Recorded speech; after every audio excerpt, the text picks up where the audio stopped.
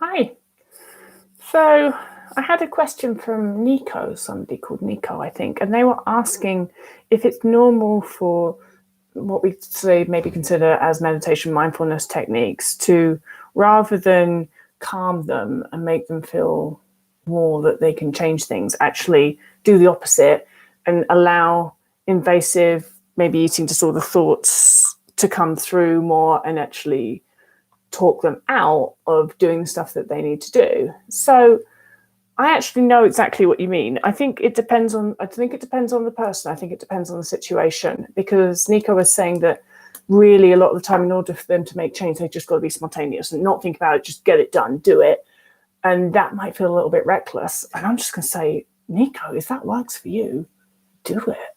Like, that's okay. So two different things, like what we're dealing with in recovery from an eating disorder is fear response management. That's basically what we have to do, is we have to manage our fear response. Now, imagine it's not recovery from an eating disorder we're talking about. We're talking about skydiving, jumping out of a plane. Now, some people might do better to be able to control their nervous system by getting to the edge of the plane, taking a couple of long, deep breaths, calming their nervous system, getting themselves ready, and then going, all right, I'm going to jump. And some people might just be like, I've just got to unbuckle my seatbelt and run out of that plane before I even think twice about it. Neither of those is wrong. Both of them got out of the plane, didn't they? So I'm just going to say, you've got to go. Like, when you understand that recovery is about managing your fear response, that is what we are doing. We are overcoming a fear response in any way possible that allows us then to follow through with what we've got to do. And so if you're the type of person that just needs to run and jump off the cliff in order to get off the cliff, that's not a good analogy. Let's not use a cliff. Let's use the skydiving one. Bloody hell. So if you're the person that just needs to run out of the plane to go parachuting, that's what you do. If you're the person that needs to take a couple of deep breaths, mentally prepare, and then neatly jump out of the plane, then that's what you need to do. And some of us are both of those types of people in different circumstances. So I might, for example, sometimes I'd just be walking, I'd be going somewhere and I'd walk past a bakery store and the thought would occur to me, I could go in there and buy a cake, and I'd just be like, fuck it, I'm just going to go and do it before I even might have a thought to change my mind. That would be spontaneous. That would be me just going for it. I'm just running and jumping out of that plane. And sometimes I'd actually have to have times where I could feel myself getting super stressed and I was wanting myself to do something, and I'd be like, right, got to breathe, got to compose myself. Right, now I can do it. I would absolutely use both of those things. Use all of the resources available for you in your little toolkit of how you manage stress and how you do scary things. All right. Gosh, quite a few questions here. All right. Jenny says, does the amount of time you had an eating disorder affect how long recovery takes? I'm pretty sure I did a video on this maybe a couple of days ago, but the short answer is, I don't think so. I really don't think so. Not in the way that you expect it to anyway.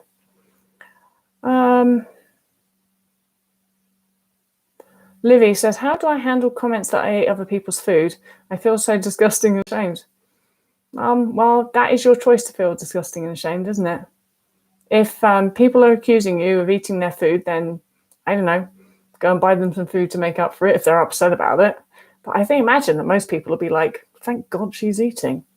And, you know, maybe they're probably making those comments in a lighthearted and joking way, and maybe you're choosing to take them in a way that they're not supposed to be intended.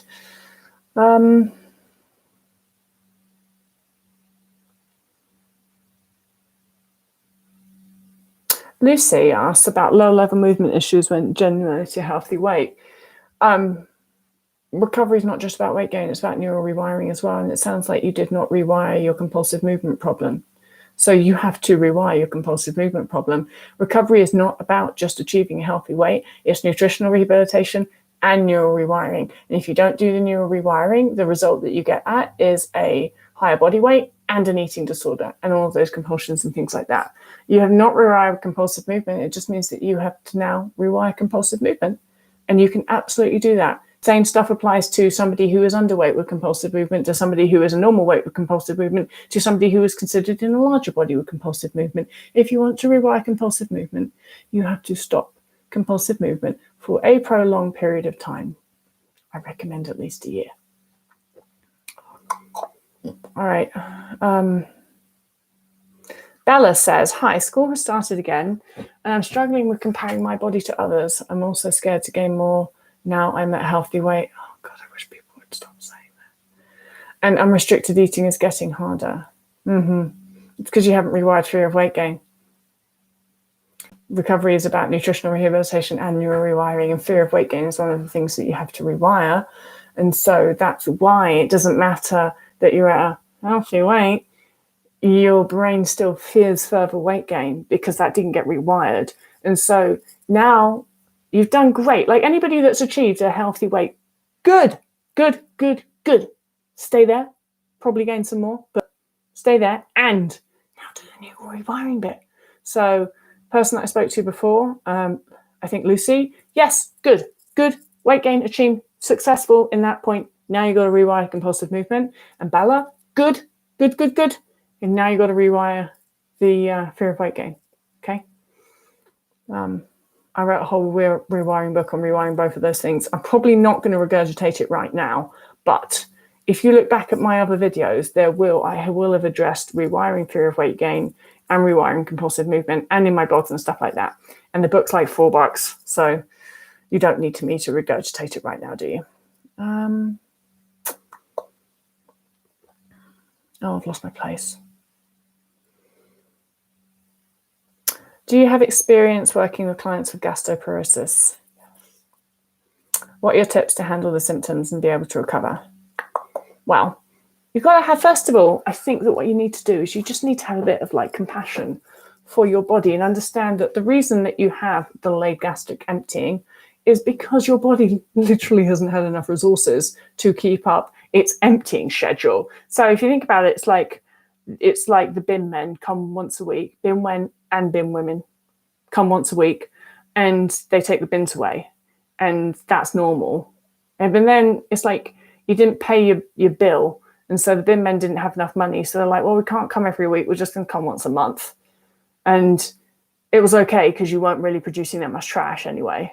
So they're like, well, that's a good deal, sure, yeah. And you both agree, and you're like, yeah, I'll pay you less, and you come once a month. And then you start producing more trash, and you're saying to the bin people, hey, where are you? Come on, God, trash has been sitting there. The bins have been sitting there for a week and they're full and you're not there. And the bin people are like, well, wait a minute, because you said come once a month and now we haven't got enough people on shift and we're just going to have to hire more people and get them on shift and sort all of that out. And then once we sorted that out, we'll get you back on a weekly schedule. And, you know, because you were the one that asked them to come less often, you've got to be a little bit patient, haven't you? Be like, all right, well, you go hire people and do your training and all of that stuff. And then when you're ready, please, could we get back on a weekly schedule? So that's sort of what you're doing with your stomach. It's just, you know, your stomach may have, under normal functioning, emptied itself X amount of days, X amount of times a day. And then you started eating less and it had less energy to do that. Think of energy as money. It hasn't got enough money to pay the binman. So it negotiated and said, well, we'll empty the stomach just fewer times a day, half that amount, and whatever it is. And then you start eating more and you're like, God damn it, stomach, why aren't you emptying so damn fast? Will you hurry up? And your stomach's like, well, hang on a minute, got to catch up, got to like get more resources and get stuff going. And you just need to be a bit patient. So you have to have a bit of compassion there and say like, all right, yeah, okay, well, it's totally not your fault that you're emptying slower. I totally understand why you're doing that. I am eating more now, so there's going to be a bit of a delay in servicing, isn't there? There's going to be a little bit of delay between the increased demand and your body's ability to service your stomach just as quickly. And the good news is, though, all that your body needs is you consistently giving it more energy, and then it will sort out your delayed gastric emptying and it will get everything going hunky-dory, because your body wants to work normally.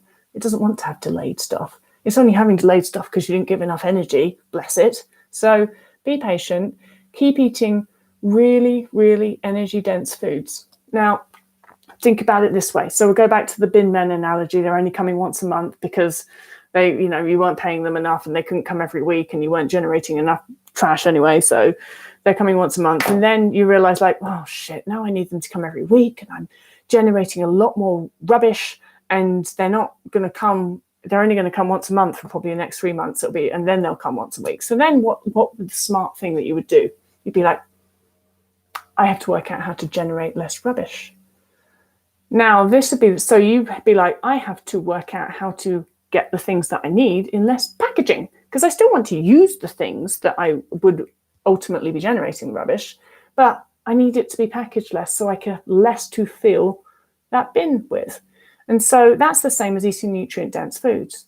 You need the package. You need the package of energy. You need as much energy as you can get, but you don't want the packaging to have to throw away. That's the waste. And so then if you think, when you're eating stuff like fruit and vegetables, that is very little bang for your buck. That's like getting something delivered from Amazon, which is tiny and comes in this big package and this big cardboard box. And then you've got this cardboard box and packaging that you have to fill up the rubbish bin with. Whereas if you eat things that are nutrient dense, then that is like, I don't know, growing something in your own garden that doesn't produce any waste to fill your trash with.